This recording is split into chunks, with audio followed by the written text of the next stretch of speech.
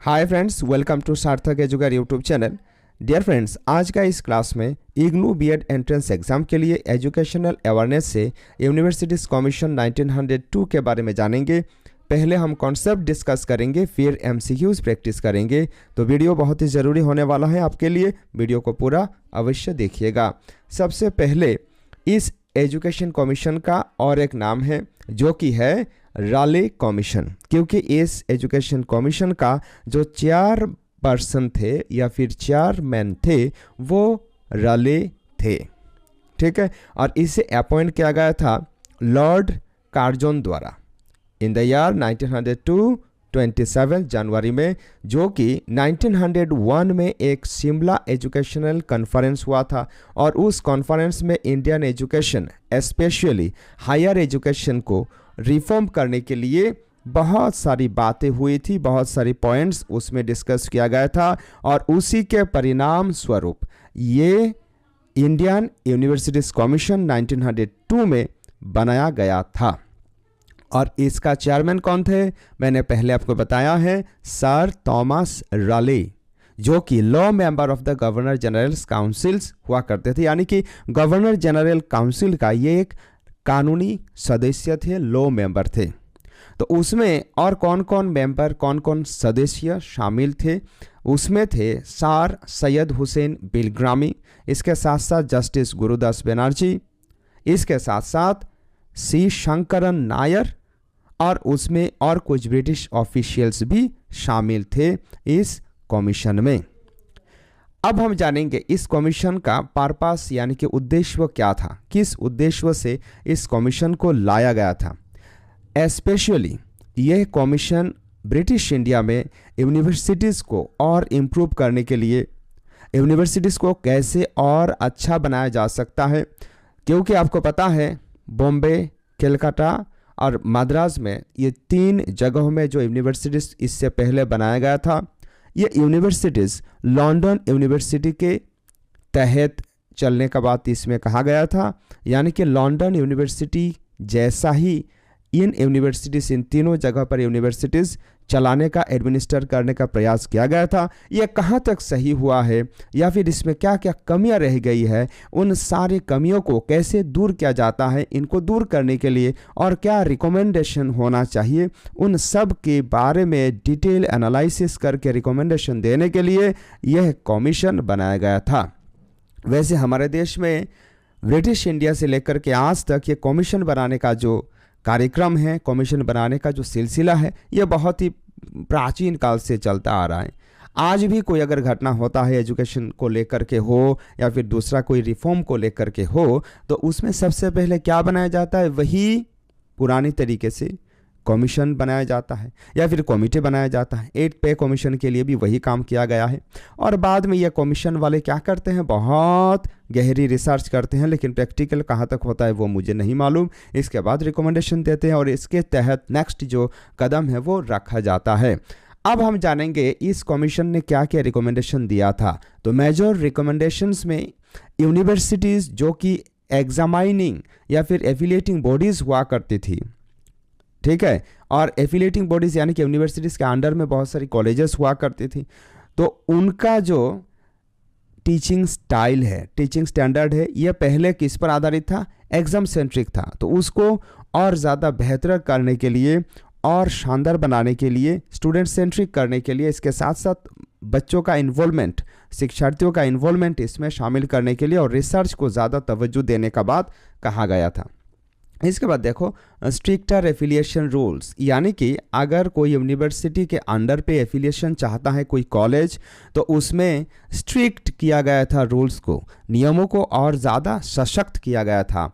यानी कि अगर कोई कॉलेज रिकमेंडेशन चाहता है, कोई कॉलेज एफिलिएशन चाहता है, तो सबसे पहले इनका बिल्डिंग सही होना चाहिए, इनका स्टाफ पैटर्न सही होना चाहिए, का लाइब्रेरीज होना चाहिए, इनका फ़ी, इसके साथ साथ इनका जो गवर्नर्स है ये भी सही तरीके से होना चाहिए, गवर्निंग बॉडीज़ इनका होनी चाहिए। इसके साथ साथ अगर इनका जो स्टैंडर्डाइजेशन है, ये जो बिल्डिंग है, स्टाफ है, लाइब्रेरीज़ है, फीस, इसके साथ साथ गवर्नेंस अगर सही नहीं होती है तो उन कॉलेजेस को, उन इंस्टीट्यूशंस को डिसएफिलिएट किया जा सकता है। ये स्ट्रिक्ट रूल बनाया गया था। इसके साथ देखो रीऑर्गेनाइज यूनिवर्सिटी स्ट्रक्चर्स, यूनिवर्सिटी का जो स्ट्रक्चर पहले हुआ करती थी उनको रीऑर्गेनाइज करने का काम इस कमीशन के द्वारा किया गया था। यानी कि सीनेट का जो कॉम्पोजिशन है, जो कि गवर्निंग बॉडी हुआ करती थी, खास करके जो एफिलिएटेड कॉलेजेस है उनका जो पावर है, उनका जो सिंडिकेट पावर्स है, उनको और ज़्यादा मजबूत करने के प्रयास किया गया था। इसके साथ साथ जो फैकल्टीज़ है उनका जो क्वालिफिकेशंस है, उनका जो कैरेक्टर्स हैं, उनका जो फीचर्स है, उनको और ज़्यादा बेहतरीन तरीके से डिफ़ाइन किया गया था और बोर्ड ऑफ स्टडीज़ को भी इम्प्रूव करने की बात कही गई थी। इसका साथ साथ देखो क्वालिटी ओवर क्वांटिटी, यानी कि सिर्फ और सिर्फ दिखावे से काम नहीं चलेगा। ज़्यादा टीचर हैं, ज़्यादा बुक्स है लाइब्रेरीज़ में, ये दिखाने से काम नहीं चलेगा। स्कॉलरशिप ज़्यादा देते हैं, ये दिखाने से काम नहीं चलेगा। एग्ज़ाम में रिजल्ट बहुत ही बढ़िया आता है, ये दिखाने से काम नहीं चलेगा भैया। इसमें क्या होना चाहिए, क्वांटिटी से ज़्यादा क्वालिटी पर फोकस करने की बात कही गई थी। इसके बाद देखो इसका आउटपुट या फिर आउटकम क्या निकला था और इम्पैक्ट क्या हुआ था। इन रिकमेंडेशंस के चलते हमारे जो इंडियन नेशनलिस्ट्स हुआ करते थे, जो जातीयतावादी हुआ करते थे, इन्होंने अपोज किया, क्योंकि इस प्रकार जो ज़्यादा स्ट्रिक्ट बना करके ये जो कंट्रोल है यूनिवर्सिटीज़ का, इंडियन एजुकेशन सिस्टम का, ये पूरी तरीके से ब्रिटिशर्स के हाथ में जाने का संभावना, जाने का खतरा था। Who viewed them as attempts to increase British bureaucratic control and curb autonomy in indigenous or private colleges amid rising nationalism। यानी कि इसके द्वारा कहीं ना कहीं जहाँ पर, यानी जिन जिन इंस्टीट्यूट्स पर नेशनलिज्म, हमारे इंडियन जो नेशनलिज्म है, जातीयतावाद है, इसको लेकर के जो धीरे धीरे ज्वाला भड़क रही थी ना, ये कहीं और ज़्यादा भड़क ना उठे और ज़्यादा सशक्ति से ये लोग एक्टिविस्ट ज़्यादा खड़े ना हो जाए इंडियन नेशनलिज्म के लिए, फ्रीडम मूवमेंट के लिए। तो उस चीज़ को इन्होंने मद्देनज़र रखते हुए ये पूरा कंट्रोल ब्रिटिश के हाथ में लेने का प्रयास किया था। और इसी के बाद में देखो ये जो इंडियन यूनिवर्सिटीज़ एक्ट है 1904 का, ये इसी कमीशन के बाद पास किया गया था। ठीक है, बहुत सारी प्रोटेस्ट उसमें पास करने से पहले हुई थी, लेकिन फिर भी इन्होंने क्या किया था, इसे पास कर दिया गया था। चलिए आगे बढ़ते हैं। तो ये है मोटा मोटा इस कमीशन का लेखा जोखा। अब आगे कुछ पिक्टोरियल प्रेजेंटेशन है, यहाँ आप देख सकते हैं, या फिर हम इसे थोड़ा सम अप करेंगे। तो देखो सबसे पहले ये जो कमीशन है, इस कमीशन का नाम इंडियन यूनिवर्सिटीज़ कमीशन 1902 है और इसका और एक नाम है रले कमीशन, क्योंकि इसका जो चेयरमैन वो थे सर थॉमस रले, जो कि law member of the governor general councils थे। इसमें कुछ इंडियन मेंबर्स भी थे, जो कि शायद हुसैन बिलग्रामी, इसके साथ साथ जस्टिस गुरुदास बनर्जी और थे सर सी शंकरन नायर। ठीक है, याद रखिएगा ये तक। इसके बाद आगे बढ़ते हैं। देखो ये जो हायर एजुकेशन को लेकर के ये कमीशन बनाया गया था, तो इसमें खास करके 4 डायरेक्टिव्स हुआ करती थी। सबसे पहला है इंक्वायर, यानी कि एजुकेशन का क्वालिटी सबसे पहले क्या करना पड़ेगा, इंक्वायर करना पड़ेगा कहीं तक सही है या नहीं है। प्रोस्पेक्ट्स को चेक करना पड़ेगा। प्रमोट किया जाएगा, क्या प्रमोट किया जाएगा, क्वालिटी, हायर लर्निंग का, हायर एजुकेशन का क्वालिटी को ज़्यादा तवज्जो दिया जाए। इसके बाद रिकमेंड, यानी कि जो करने से और ज़्यादा इम्प्रूवमेंट हो सकता है। डेली वर्किंग कंडीशंस, बच्चों का कंडीशन, स्टूडेंट्स का कंडीशन, इनको और बेहतर बनाने के लिए जो करना चाहिए वो करने के लिए रिकमेंडेशन दिया जाए। इसके बाद जो भी कंडीशन से इनको एलिवेट किया जाए और ऊपर उठाया जाए एफिलिएटेड कॉलेजेस का। ठीक है, ये 4 पिलर्स या फिर 4 डायरेक्टिव्स उसमें लिखा गया था। The structural pillars of the 1902 blueprint, तो 1902 का ये जो कमीशन है, इसका जो स्ट्रक्चरल पिलर 1 में क्या था, देखो स्ट्रक्चरल रीऑर्गेनाइजेशन, यानी कि पहले जिस प्रकार ये काम करते थे अब इनमें चेंज लाया जाएगा। यानी कि सीनेट का जो कंपोजिशन है, इसे एफिलिएटेड कॉलेज से ज़्यादा रिप्रेजेंटेशन मिलेगा। पिलर 2 में है क्वालिटी ओवर क्वांटिटी, सिर्फ नंबर से काम नहीं चलेगा, अब गुणवत्ता पर ज़्यादा फोकस किया जाएगा।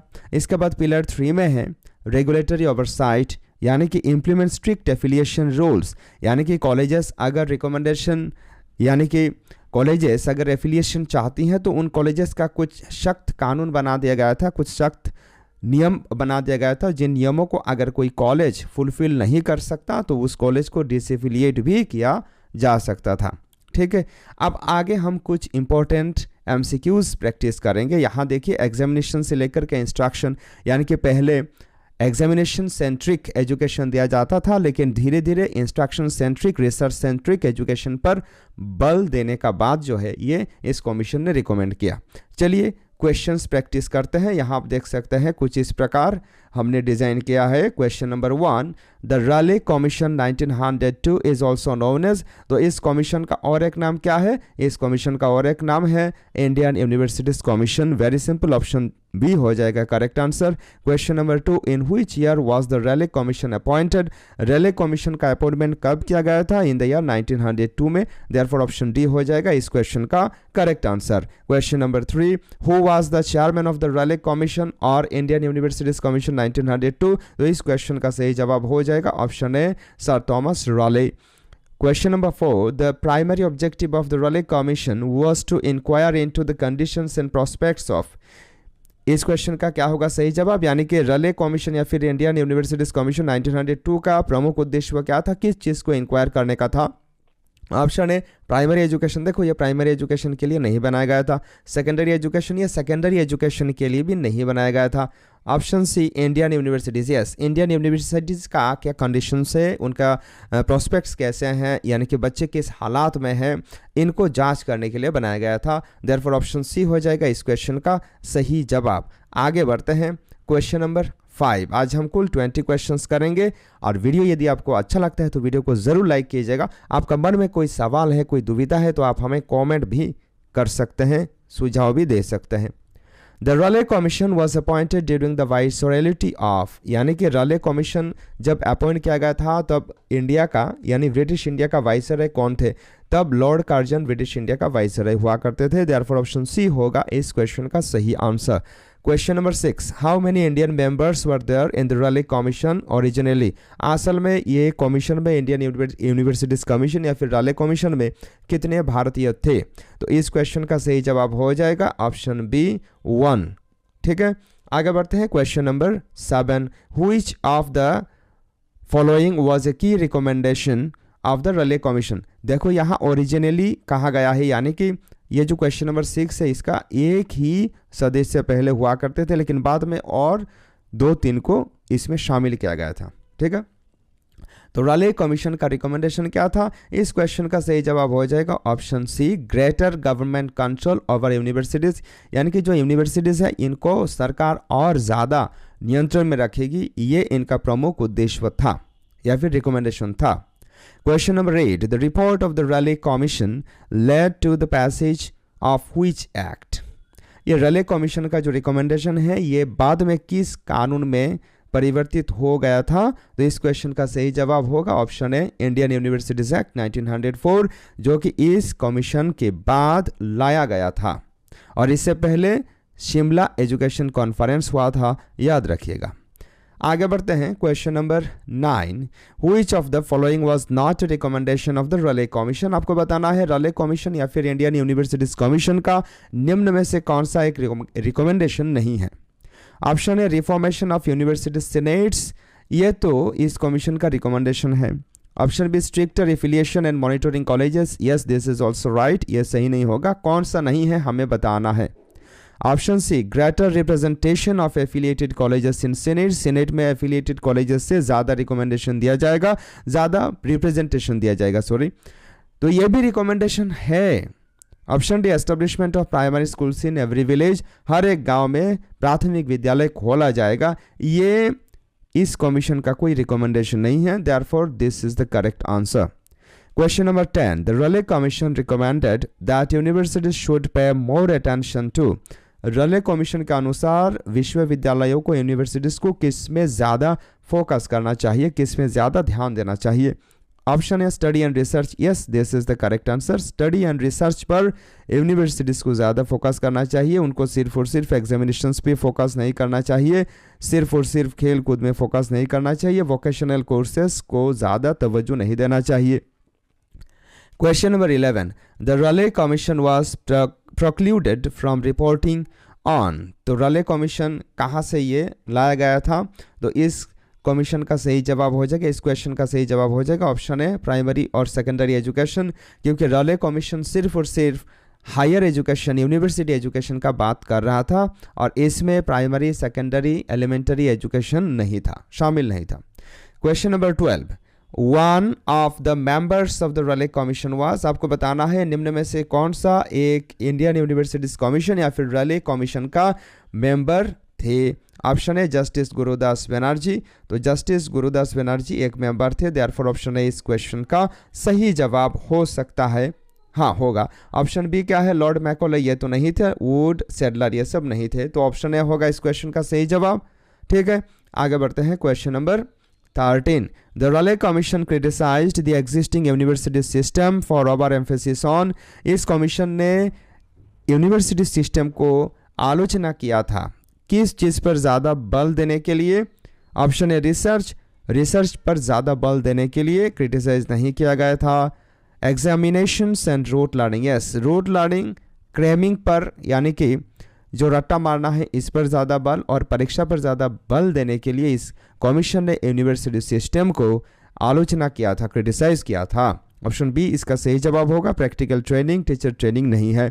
Question number 14, which university related reform was suggested by the Raleigh commission, किस विश्वविद्यालय रिलेटेड इशू को रैले कमीशन ने क्या किया था, सजेस्ट किया था, रिफॉर्म को सजेस्ट किया था। ऑप्शन है reducing the number of affiliated colleges, ये बात इस कमीशन ने नहीं कहा था। Option B making universities purely examining bodies, ये भी बात गलत है। Option C selective affiliation based on stricter criteria, yes ये सही जवाब होगा क्योंकि बहुत सारे सख्त नियम इसमें लगा दिया गया था। अगर कोई कॉलेज प्राइवेट कॉलेज एफिलिएशन चाहता है तो ये इनको क्राइटेरिया बहुत सारा लगा दिया गया था, जैसे कि बिल्डिंग्स का होना, लाइब्रेरीज में किताबें होना, इसके साथ साथ एनफ स्टाफ मौजूद होना, ये सब। Question number 15, the Indian universities act of 1904 was enacted based on the recommendations of, तो ये ऑप्शन बी होगा सही जवाब, रैले कमीशन का रिकमेंडेशन पर ही इंडियन यूनिवर्सिटीज एक्ट 1904 लाया गया था। Question number 16, the Raleigh commission submitted its report in, इस कमीशन ने या फिर रैले कमीशन ने कब अपना रिपोर्ट को सबमिट किया था, इन द ईयर 1902 में, देयरफॉर ऑप्शन ए हो जाएगा इस क्वेश्चन का सही जवाब। आगे बढ़ते हैं। क्वेश्चन नंबर 17 का क्या होगा सही जवाब, critics viewed the Raleigh commission's recommendations as an attempt to, जो आलोचक थे उन्होंने ये जो कमीशन यानी कि रैले कमीशन या फिर यूनिवर्सिटीज कमीशन 1902 को आलोचना किया था, क्रिटिसाइज किया था, किस काम के लिए, किस कारण से। ऑप्शन है प्रमोट इंडियन नेशनलिज्म, देखो ये इंडियन नेशनलिज्म को प्रमोट नहीं करता था, नहीं कर रहा था। Option B expand university autonomy, universities को ज़्यादा क्षमता ये कमीशन नहीं दे रहा था, सरकार को ज़्यादा क्षमता, ब्रिटिश गवर्नमेंट को ज़्यादा क्षमता दे रहा था। Option C increase government control over education, yes जो शिक्षा है शिक्षा पर सरकारी ज़्यादा कंट्रोल नियंत्रण होगा, इसी चीज़ को लेकर के बहुत सारे नेशनलिस्ट भड़क उठे थे। Question number 18, which of the following pairs is correctly matched, निम्न में से कौन सा पेयर सही मैच किया गया है, सही तरीके से मिलान किया गया है। हंटर कमीशन 1902 ये गलत बात है, ये सही मैच नहीं है। रैले कमीशन 1902 ये सही मिलान है, देयरफॉर ऑप्शन 2 हो जाएगा सही जवाब, ऑप्शन बी हो जाएगा सही जवाब। सैडलर कमीशन ये भी गलत है, वुड्स डिस्पैच ये भी गलत है। Question number 19, the Raleigh commission recommended changes in university governance including, तो यह कमीशन ने जो यूनिवर्सिटी का गवर्नेंस है, जो एडमिनिस्ट्रेशन है, इसमें चेंजेस लाने का बात किया था और उसमें क्या क्या शामिल था। ऑप्शन है रिड्यूसिंग सीनेट पावर्स, देखो सीनेट का जो क्षमता है उसको रिड्यूस करने का, उसको घटाने का बात रैले कमीशन ने नहीं किया था। Option B reformation of senates and better representation, yes ये बात किया था, यानी कि जो सीनेट है जो गवर्निंग बॉडी है उसमें बाकी जो कॉलेजेस है एफिलिएटेड कॉलेजेस है उसमें से ज़्यादा रिप्रेजेंटेशन दिया जाएगा, ज़्यादा से ज़्यादा मेंबर्स को शामिल किया जाएगा ताकि उनका रिप्रेजेंटेशन और अच्छी तरीके से हो। Therefore ऑप्शन बी हो जाएगा इस क्वेश्चन का सही जवाब। Question number 20 and this is the last question, the main criticism of the Indian universities act 1904 based on Raleigh recommendations was that it, तो इसका जो प्रमुख क्रिटिसिज्म क्या था, इस क्वेश्चन का सही जवाब ऑप्शन ए हो जाएगा, tighten British governmental control over higher education. उच्च शिक्षा में, हायर एजुकेशन में ब्रिटिश गवर्नमेंट का ज़्यादा से ज़्यादा नियंत्रण इसमें लाया जा रहा है। यह ज़्यादा से ज़्यादा ब्रिटिश गवर्नमेंट का कंट्रोल में चले जाए शिक्षा, इसी चीज़ को करने का बात किया गया था इंडियन यूनिवर्सिटीज एक्ट 1904 और रले कमीशन के द्वारा। डियर स्टूडेंट्स, आज का वीडियो में बस इतना ही। मिलते हैं आपसे अगला क्लास में और एक इम्पोर्टेंट टॉपिक के साथ। तब तक के लिए आप इसी प्रकार पढ़ाई करते रहिए, आगे बढ़ते रहिए। नमस्कार, जय हिंद।